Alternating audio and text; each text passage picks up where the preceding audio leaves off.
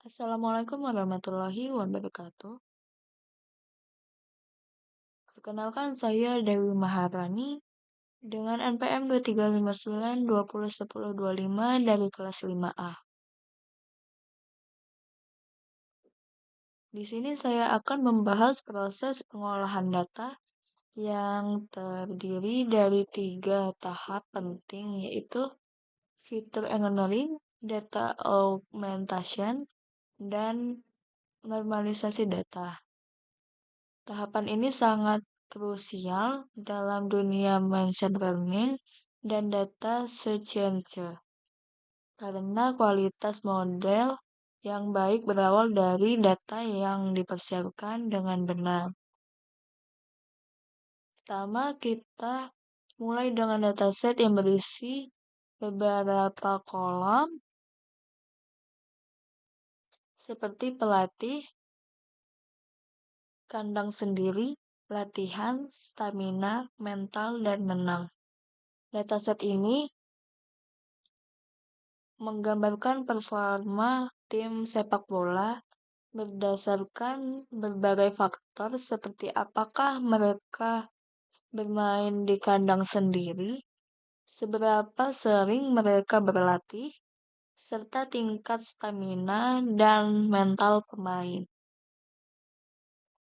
Langkah pertama sebelum melakukan pengolahan data adalah memastikan bahwa semua data bisa dipahami oleh komputer karena sebagian kolom masih berbentuk teks. Kita perlu mengubahnya menjadi angka menggunakan label encoding. Dengan cara ini, setiap kategori seperti baik, cukup, dan buruk akan diubah menjadi nilai numerik seperti 2, 1, dan 0. Setelah data dikonversi ke bentuk numerik, kita masuk ke tahap fitur engineering. Fitur engineering berarti membuat fitur baru dari data yang sudah ada agar model bisa belajar dengan lebih baik. Contohnya, kita membuat kolom baru bernama kekuatan tim yang merupakan hasil penjumlahan antara kolom, latihan, dan stamina. Kemudian ada kesiapan mental, gabungan antara mental dengan kandang sendiri. Selanjutnya, kita tambahkan juga kombinasi strategi. Hasil perkalian antara pelatih dan latihan. Serta fitur terakhir yaitu skor total yang menjumlahkan semua nilai tersebut. Tujuan dari tahap ini adalah membuat fitur-fitur baru yang bisa hubungan tersembunyi dalam data, sehingga model prediksi nantinya bisa lebih akurat.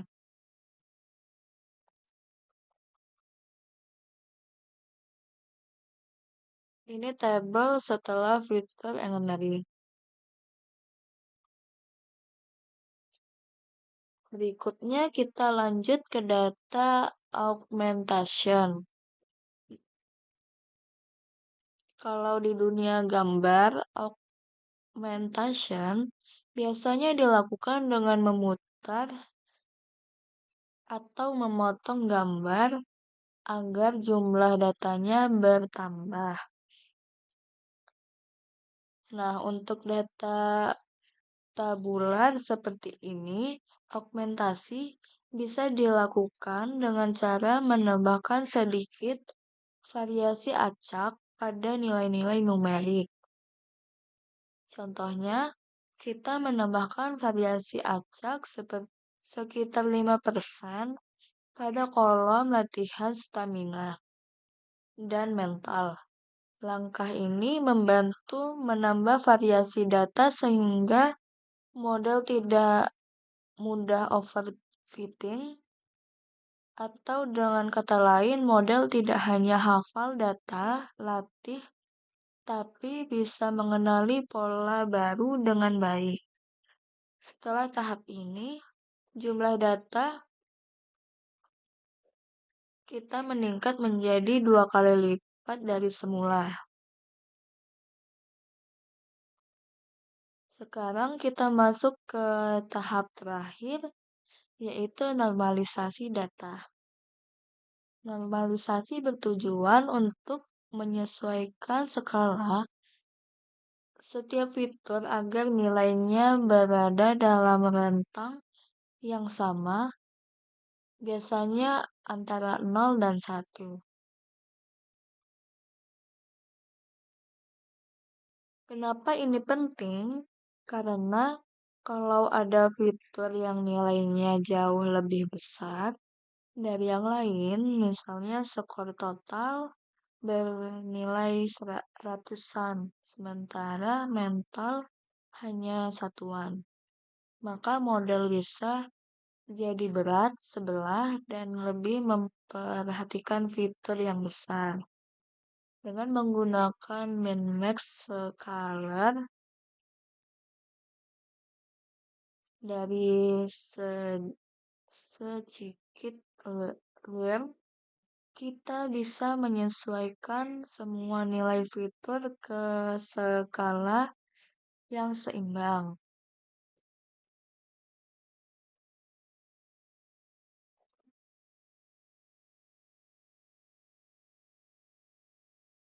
Untuk melihat hasilnya, kita bisa menggunakan boxplot dari Serbon atau visualisasi sebelum dan sesudah normalisasi.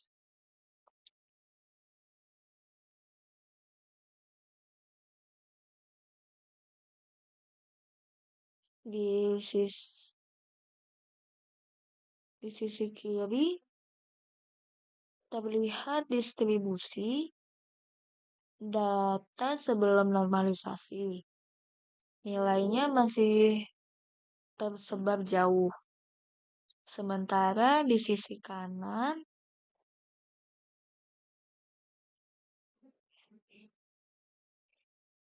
setelah normalisasi, semua nilai sudah berada di rentang 0 sampai 1. Visualisasi ini merupakan Visualisasi ini membantu kita memahami bahwa proses normalisasi benar-benar membuat data lebih teratur dan siap digunakan untuk model machine learning. Jadi itulah tahapan lengkap dalam pengolahan data, fitur engineering untuk menciptakan fitur-fitur baru, data augmentation untuk menambah variasi dan jumlah data, serta normalisasi data untuk menyeimbangkan skala antar fitur.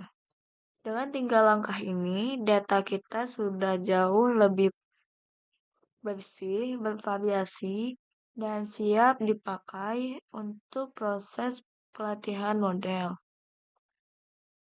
Sekian dari saya. Wassalamualaikum warahmatullahi wabarakatuh.